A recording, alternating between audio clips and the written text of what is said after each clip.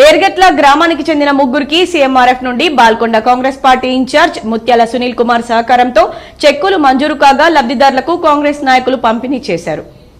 ఏర్గట్ల కాంగ్రెస్ నాయకులు మాట్లాడుతూ గ్రామంలో ముగ్గురికి కలిపి 1,07,000 రూపాయల చెక్కులను జంగాల లావణ్య, రెండ్ల బాను, ఆవారి సుభాష్ లబ్ధిదారులకు వీరి ఇంటికి వెళ్లి డీసీసీ డెలిగేట్ గడ్డం జీవన్, మండల కాంగ్రెస్ రైతు అధ్యక్షుడు ముస్కు మోహన్, సీనియర్ కాంగ్రెస్ నాయకులు దండెబోయిన ఆశన్న, బద్దం లింగారెడ్డి, పన్నాల నర్సారెడ్డి, మినుముల సాగర్ కలిసి అందజేశారు. బాధితులు అనారోగ్యంతో బాధపడుతూ వైద్యం చేసుకుని ఖర్చుల వివరాలను బాల్కొండ నియోజకవర్గ కాంగ్రెస్ పార్టీ ఇన్ఛార్జ్ ముత్యాల సునీల్ కుమార్ దృష్టికి తీసుకువెళ్లగా మంజూరు చేయించినందుకు గాను గ్రామ కాంగ్రెస్ పార్టీ తరపున కృతజ్ఞతలు తెలిపారు. ఇంకా గ్రామానికి చెందిన సీఎం రిలీఫ్ ఫండ్ కోసం కొందరు దరఖాస్తు చేసుకున్నారని, అది కూడా త్వరలోనే వరుస ప్రకారం మంజూరు అవుతాయని కాంగ్రెస్ నాయకులు స్పష్టం చేశారు.